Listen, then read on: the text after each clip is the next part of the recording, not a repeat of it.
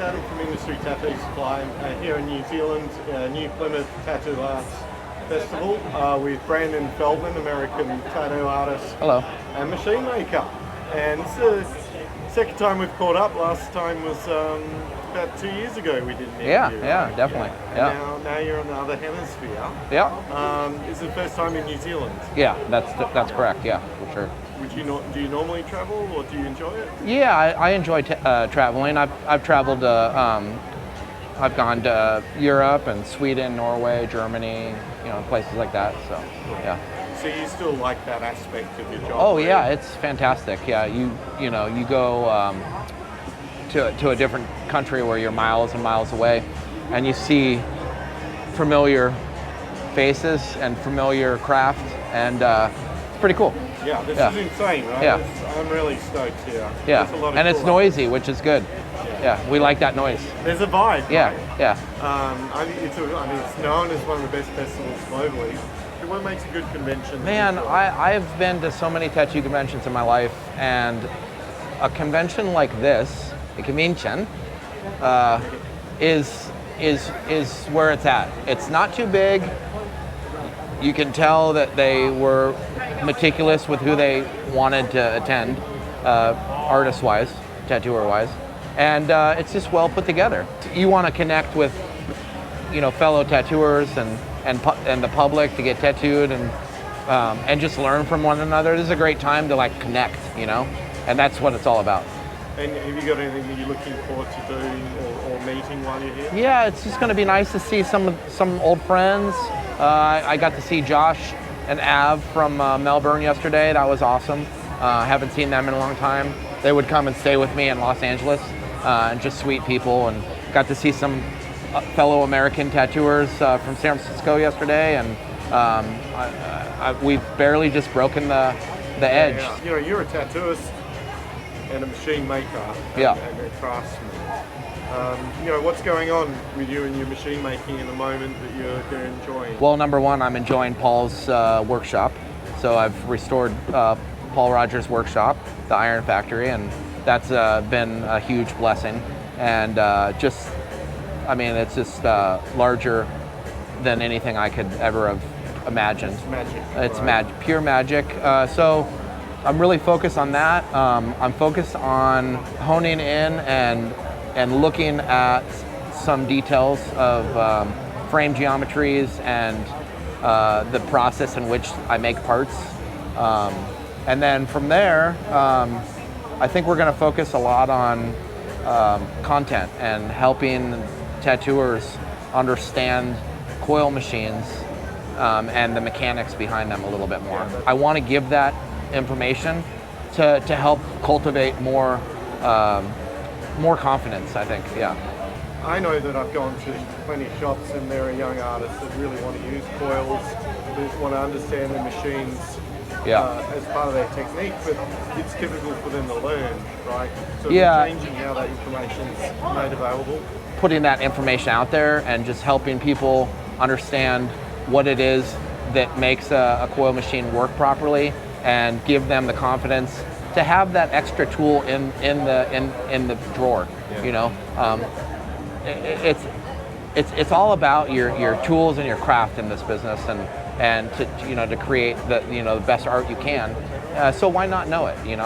It's always been my I guess you could call it obsession to really fine tune the geometry, fine tune how the machine best operates, how to look into the future of how that machine is going to operate by testing and just trying all kinds of different things and failing a lot too. Failing's really good.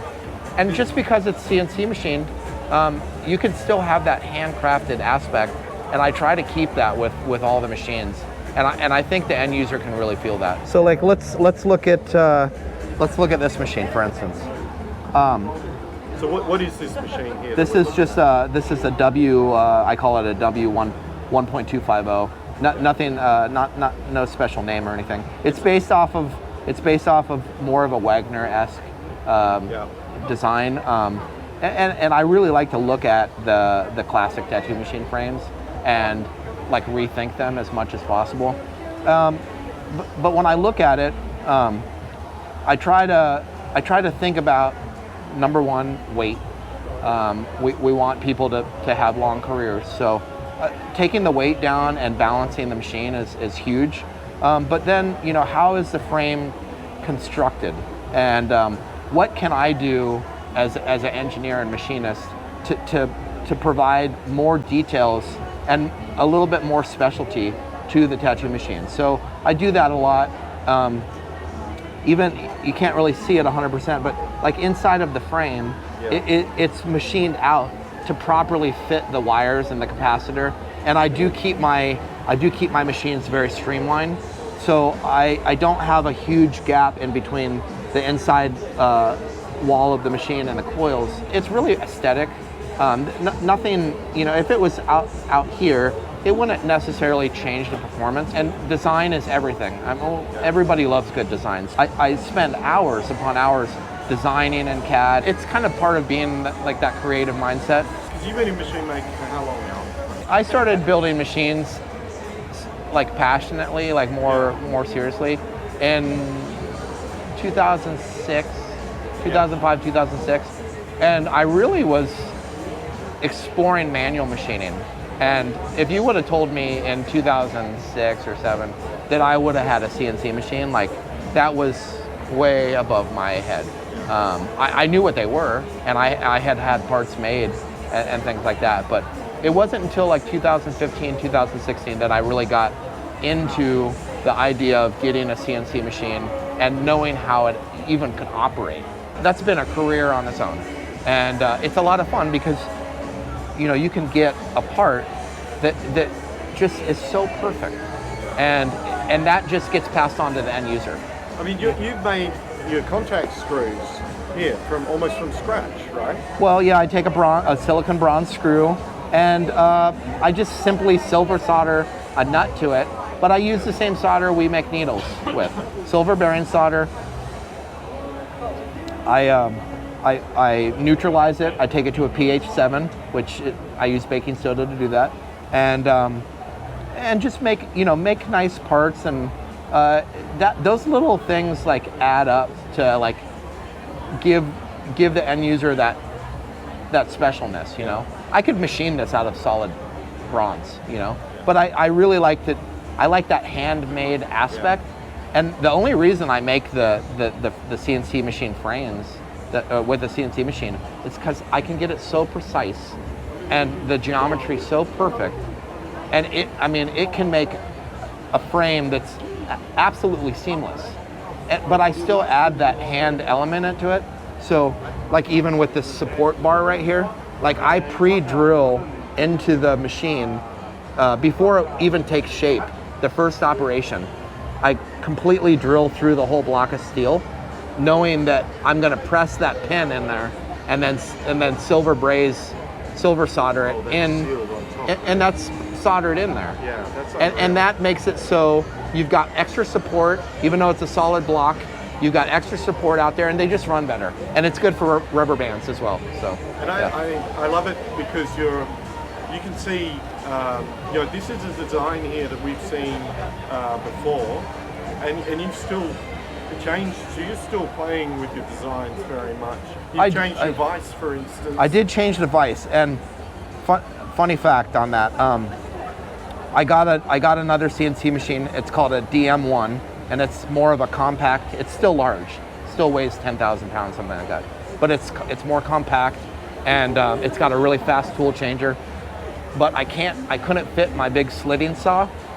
It's about that big around, and it comes through and it slots the vise of the machine, and I couldn't fit that big tool into the carousel.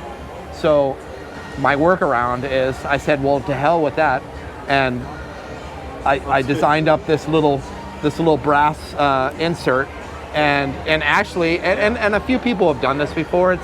It's nothing, it's not rocket science, but it gives the end user the opportunity to not struggle with different tubes, because we all know that tubes vary in size on the movement. I mean, this sort of side crusher, or it just applies. Your movement in here is fairly unique. I mean, you created that. It's fairly unique. Yeah, what the Japanese would say pokeyoki. It's mistake proof. So you can only put it in one way.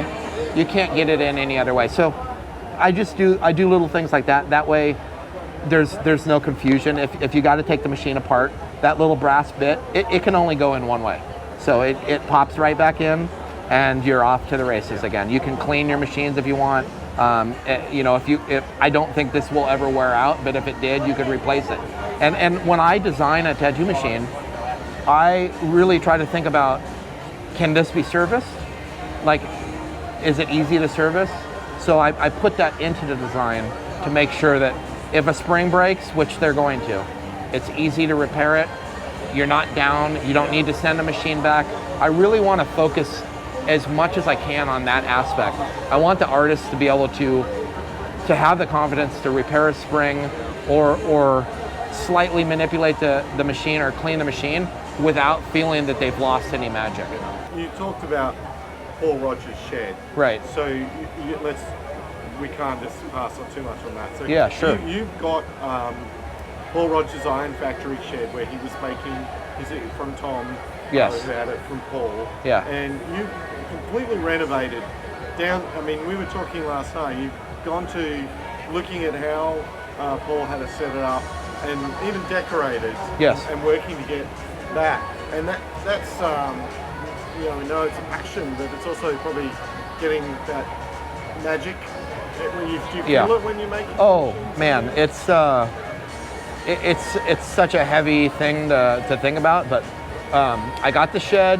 I was lucky enough to know Tom, and I think Tom and Mick, his wife, I think they saw like that I could actually do it, and so they were able to sell me the shed, and I moved it with the help of some really nice friends in Maryland, and then I underwent full renovation. It was outside its whole life.